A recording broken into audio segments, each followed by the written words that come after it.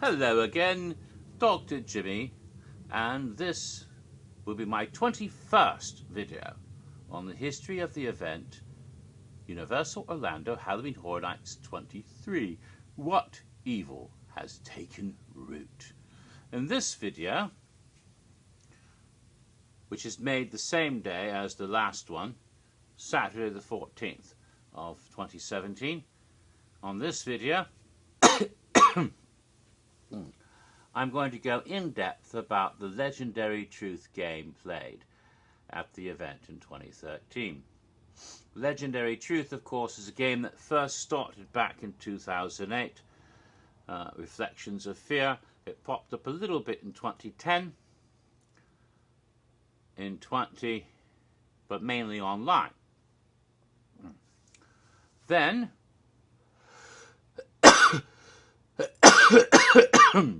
there was also a Legendary Truth themed house that year.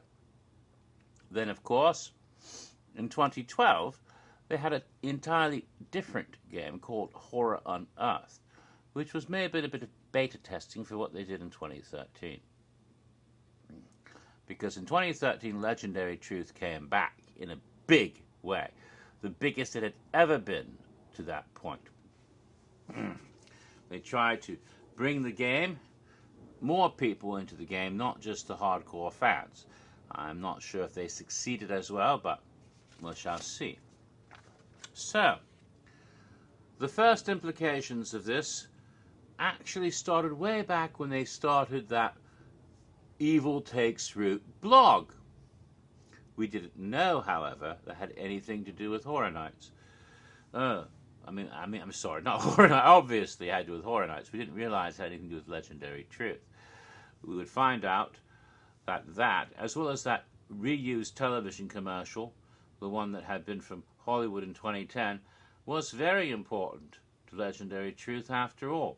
But we wouldn't find that out until well after the event itself was over, weirdly enough. But really, in early summer of 2013, the first thing was really the reappearance of Goth Wacky, a mysterious young lady with red hair, sometimes seen wearing a fedora, not a white one, a blue one. She had appeared online only as a whistleblower back in 2010 who supposedly worked for Art and Design, trying to warn us not to put those burnt photographs together because something bad would happen. We didn't listen to her. We did it. And fear was unleashed from the lantern, as you recall. And of course, the lawyer, the counselor who worked for Gabriel Fell, the mysterious man who seemed to have taken over the Legendary Truth Collective, her name was Ignatia Himmel, really wanted to get a hold of that Goth Wacky. Anyone knows what her whereabouts are, let me know. It was all quite scary. So, in June, suddenly Goth Wacky starts posting on Facebook again for the first time in 3 years. And she starts showing pictures of herself, of selfies, always with the same blue hat, and starts talking about she wants to go visit her boyfriend. It's the same guy that had given her the photos back in the day, over at Princeton University, which is where Legendary Truth headquarters is, and apparently he still works for LT. And we were like, oh God, Goth Wacky, don't go to New Jersey. Not any. I mean, it's an awful place. You got Governor Christie, and you got no, never mind. You got the Jersey Shore. You got those, those Real Housewives are just awful. No, that wasn't it. It was, don't go to Princeton. They're gonna get you. That Ignatia Himmel will get you. Don't go there. It's scary. We're all worried about her, but she says, it's all right, don't worry, and she goes off and says how wonderful her visit was and how nice the facilities were. We thought, oh no, she's been brainwashed, oh no. We were all worried about Goth Wacky. We needn't have worried, however. Apparently, there had been some major changes in the collective in the past 3 years that we didn't know about yet. And this became quite obvious in July of 2013. There was a convention called Halloween Extreme held at the, I don't know if it's still the Omni Rosen Center. I think it's just the Rosen Center nowadays. But it's where they have a big convention center on International Drive. And people attending that, there was, of course, because it's all about haunts, there was a presentation for Halloween Horror Nights. And it included a Legendary Truth presentation. Yes, they had big, beefy security, Legendary Truth security guys, and up comes someone who reminds you a bit of Morpheus from The Matrix. It's Dr. Calvin Thorncastle. He was last seen with that mysterious device back in 2008, and then he vanished with it. In 2010, it seemed to show up in the Wyandotte estate, but what happened to Calvin? We didn't know, but now he's back. And he presents himself as the CEO of Legendary Truth. What happened to Gabriel Fell? He doesn't say. And he gives a little brief presentation about Legendary Truth and what's going to be upcoming at Halloween Horror Nights 23. They also show off some merchandise that's going to be available. Oh, that's fun. Well, so we knew then someone else is running the collective now. Maybe Goth Wacky's all right. Now, when the website went active that summer, then the Legendary Truth website came up again. It had been down for a while. Then we realized indeed how big the changes were. That strange little fellow with the goatee, we never saw him in person. Gabriel Fell. I do not like thee, Dr. Fell. Exactly why, I cannot tell. Yes. Who was that mysterious Gabriel Fell? Huh.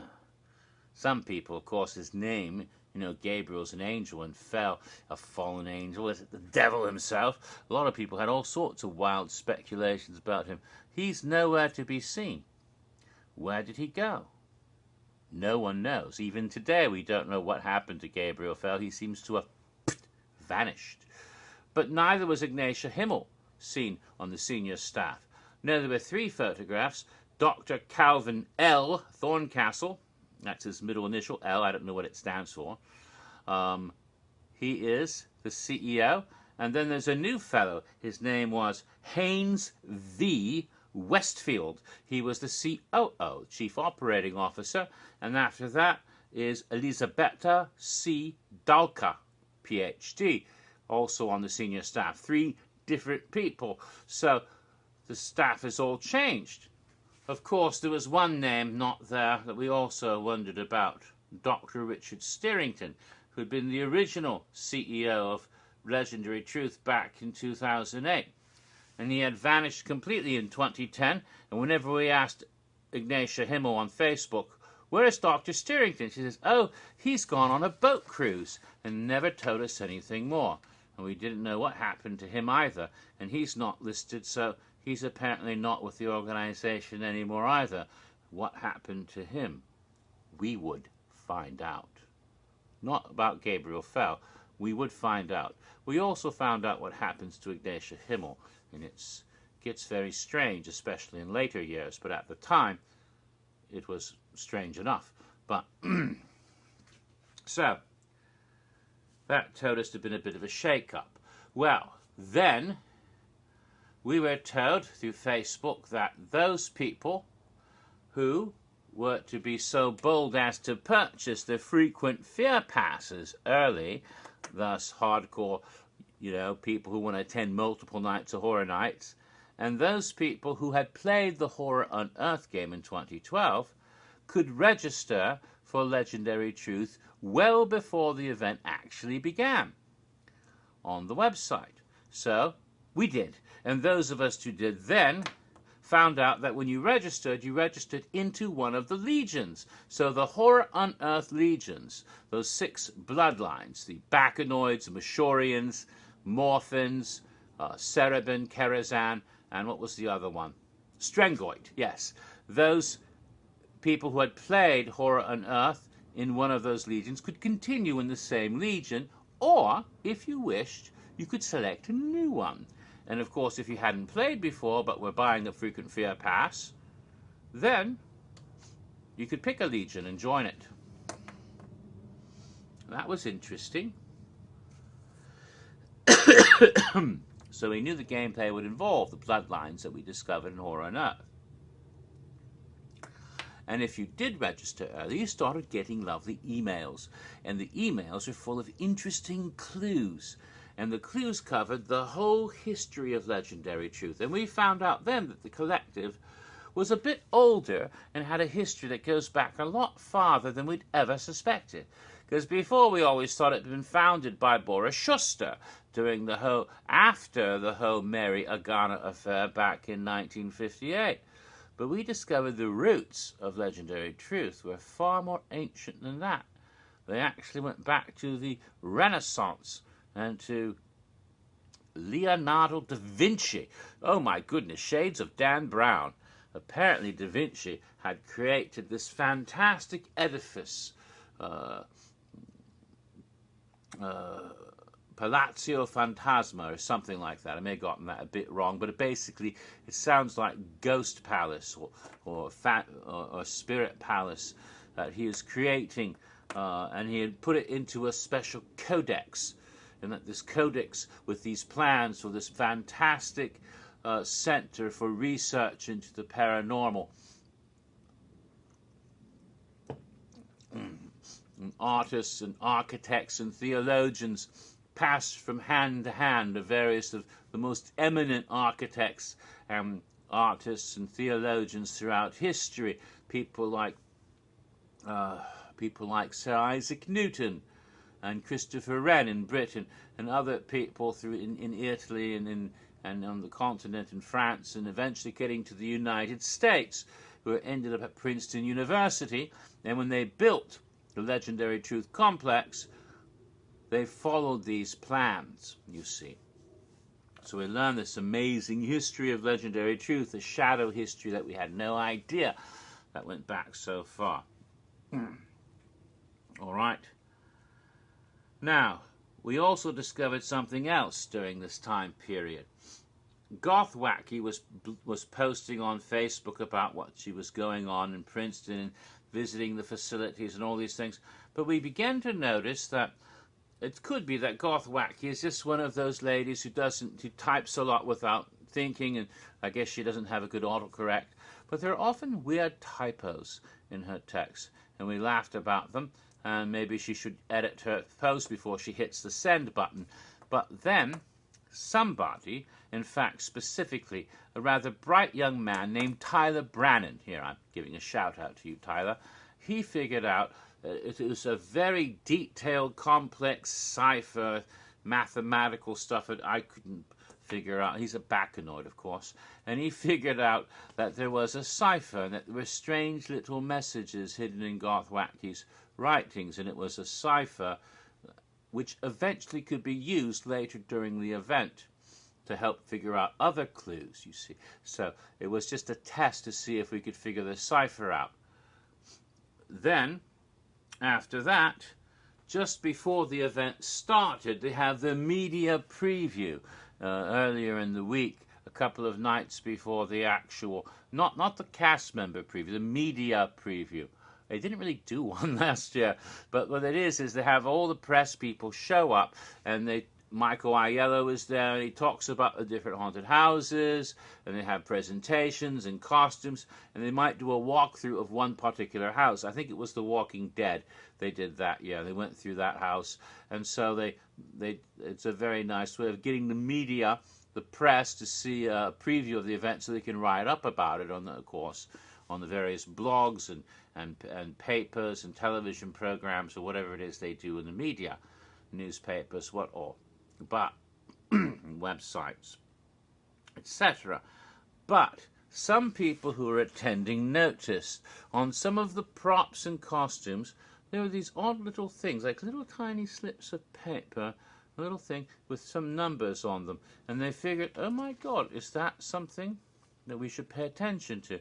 And some people, and they took photos of them and posted them, and some of the clever people figured out it too was a cipher. Each one was a clue to the name of a different cryptographer, different famous people throughout the history of the world who were famous for encoding and decoding things. This was just a little exercise to see if we were paying attention and to test our cryptographic skills. Just a little exercise, but it showed that they wanted to see if we're paying attention. Okay. Now, when the event opened on September 20th of 2013, when you went into, immediately to your left, there's that place that has the wheelchair and stroller rentals, and that it was all done up. There was a huge gargoyle, the famous gargoyles that have been seen since way back when, the ones that used to be up on the archway. And there's one of the gargoyles right over there that keep popping up at Horror Nights over the years. And so you go over there, and sure enough, they've got a Legendary Truth headquarters set up there. And Rick Spencer and other people, Matt Miller, others would help you to register if you hadn't already.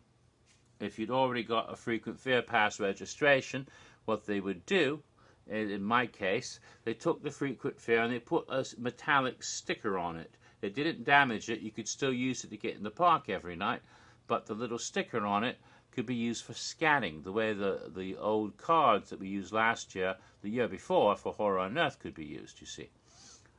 And those who didn't have a Frequent Fear Pass or didn't want a sticker on this, they got a card, one of those little plastic cards like the one we used in Horror Unearthed, only this one said Legendary Truth. And of course, they were also letting people sign up and register to play the game who weren't part of the online fan community. They wanted to get as many just average guests in the park could walk up and register and get a card to play the game too. So that way they tried to increase the gameplay. Now, let's see. I should check these off as I go through them so I know where I am. Yes. All right. Now, when you first went in the park every night after you got your card or your scanner, whatever it was, you had to stop first. And it was originally set up over by the wheelchairs, but then they moved it to the other side. And over on the right-hand side, where that little breakfast shop is. You know, there's a little shop that has pastries and breakfast, and right between that there's a place where you pick up your photos. You know, they always stop to snap your photo when you go in the park, and you can pick up the photo on the way out, right? Or if you did package pickup, that's where you pick it up. So right by those shops on the right-hand side as you go in the park, there was another gargoyle set up, and next to the gargoyle was a little post, a little stanchion-like thing, and on top of it was this circular emblem. It was the emblem of Legendary Truth, the symbol that was used for the collective. It looks like, oh hell, it looks like a sort of lion's head, except it's a sort of gargoyle-ish, cat-like thing with horns. But let me see. Oh, here it is. It looks just like that. You see? That symbol in the middle there. That's what it is. I still have the test app on my phone from the game in 2014, so I can show you what it looks like right there. So that's the Legendary Truth symbol, and this was done in a big circular device that looked like it was carved out of stone. Wasn't actually. And what you would do is, as soon as you came in each night, you would go to that and you'd put your scanner over it, and it would glow a mysterious, eerie green color. That way you know it was scanned. At Horror Unearthed the year before, the Horror Unearthed scanners gave no indication if the scanner had actually worked. This time you would know it worked, because if it was activated, it would glow a mysterious, eerie green color. And that way you would know. Also, when you did that and you scanned in, they know you're in the park, and therefore you would receive on your phone device either texts or, if you prefer, emails giving instructions on what the gameplay in park would be. See, that way only the people who are in the park and scanned in would get those messages. Oh, very clever. Simultaneously, the people who had registered who weren't in the park might get different messages, because of course there was always that dichotomy between those playing in park and those playing at home. The idea that there are the collective field operatives in the park and the collective, what does the R stand for? Research operatives? I don't remember, but those are the ones at home, the CROs and the CFOs, you see. It might be resource operative, I don't remember what the R stood for.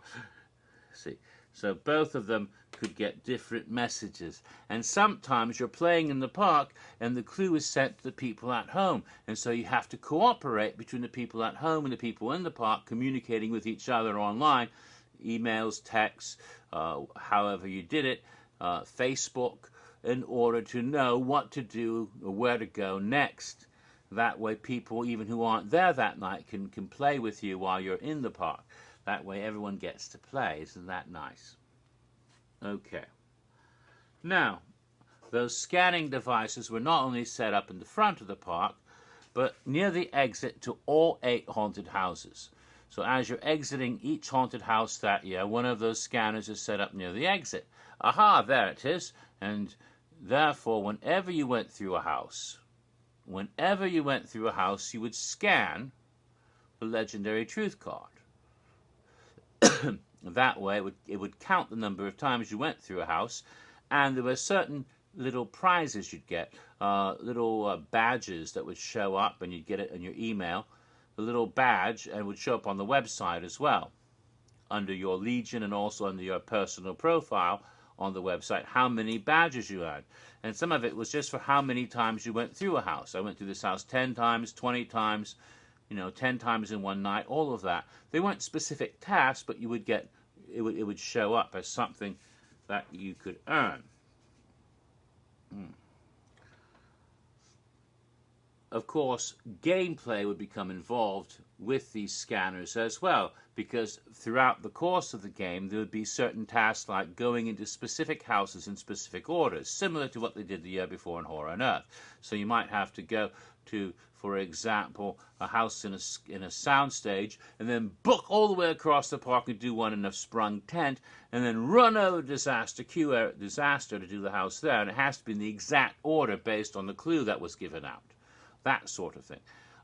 You might have to do all the houses in a particular, all 8 houses in one particular order, and you have to follow that order specifically. And if you miss, it's out of sequence, you don't get the badge. That's the sort of thing they did with house tasks. But those weren't the only scanners. 6 other scanners showed up throughout the park, and these weren't the big physical ones. They were like little stickers with the legendary truth symbol set up in places, usually on a window. Places like, for example, on Hollywood Boulevard, where they had that Bugatti racing car on display. The sticker was in the window there. There was one over by the the newspaper office, over by the Twister attraction. It looks like a newspaper building. It probably doesn't anymore now that the construction, but there was a newspaper building there, and Charlie McPherson's name is in the window, so that one was there. There was one over in Fisherman's Wharf area by where they had the hides tanning leather shop. There was one there. There was one in the Gardens of Allah bungalows. There was one at the barber shop near Sting Alley, and they had one of the larger 3D scanners, not a sticker, but one of those big, like the one they had in the houses. They had one of those over at that little place right next to Men in Black. There's that little covered alcove. I don't even know what it's used for. Some sort of tours or something. Near Men in Black. And there were different clues that would identify which one was for which Legion. It turned out that each one specifically designated a Legion. The one by Men in Black was for Morphins. The one at the Garden of Allah was for Bacanoids. when the barber shop was for Strengoit, the one at the tanning, the leather tanning, not getting a tan, but making leather. A shop that allegedly was just a sign on the window. It's not really a shop. It's just a facade on the window there by Disaster. That was for the Cerebin. The one by the motor car was for Mashorians. The one by the newspaper, Charlie McPherson, of course, Kerazan. So that's what those were. And so you had to do those in specific sequence. You would scan those, and sometimes you had to combine those with houses. So you'd have to scan those ones and scan the house ones in specific orders. And we discovered which was which through a series of clues. You have to find the scanner for that legion, and then you have to figure out the clue, and then you go and get it. And that's the way we figured all of this out. Some of it was more obvious, some of them were more difficult. All right. Now, the same time that was going on, online, at home, there were a whole number of games to be played online. These were new versions of the old games. The games from Horror Unearthed, but some of them were switched up. They were similar, like you had the one where we were looking for Edgar Allan Poe's body in a casket. Well, now it was looking for an empty casket because the sun's coming up, and if the sun comes up, you'll die because you're a vampire. It was a Strengoit casket game. So it's similar. It's like the other games, only slightly different. And these included games not just from Horror Unearthed, because the Edgar Allan Poe wasn't from Horror Unearthed. That was from Lady Luck's Back Room in 2011. So there are games that were taken from those games, and games that were taken from Horror Unearthed, and they were combined and mixed up and made new, and made about the legions, new legion games to be played. And you had to figure all those games out and play them at home. And of course, by winning those games, you also got badges and points for your particular legion, because every point you got went to the total balance of points for your 6 bloodlines, because the competition was going on as well. Now,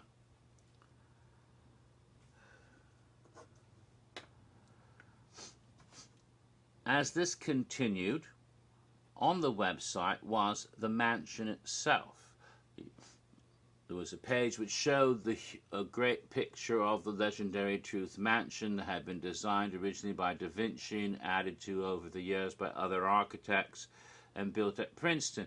And there were different levels, and you could access some of those levels, but not all of them. And during the course of the gameplay, depending on your role, whether you were a CRO or a CFO, and depending on how well you did, suddenly different levels became accessible. And if you're able to go in that level, you could see stuff there that would be clues for other things, and you could contact the other people playing in the park and say, haha, do this, do that. So that became a part of it as well. Okay. Now, at the very beginning, before any of that, however, when we first started playing, there was another cipher which nobody figured out. It was part of a clue until someone gave us another clue, and then we finally figured it out. It was very difficult. One person finally figured it out, and it involved putting in the cipher online on the right place online. And when you did that, then there was a very amazing clue. A video was made accessible, and the video was Dr. Calvin Thorncastle welcoming us to the collective and congratulating. It was part of an assessment, you see. A lot of the stuff at the beginning was to assess us and see how well we would do before we could go on and discover more deeper secrets and find new levels of the mansion and new places that we'd not seen before. So that was what that was, and he congratulated and gave a little message at the beginning of gameplay. Now, a lot of the tasks in Park got a bit repetitive, going through houses over and over again, but there was one task in particular that was one of my favorites, and it became a highlight of the whole Legendary Truth game. In this we had to find the lazy bastard. But now I come to the end of this video. It's 30 minutes. So I'll get on to lazy bastard in part 22.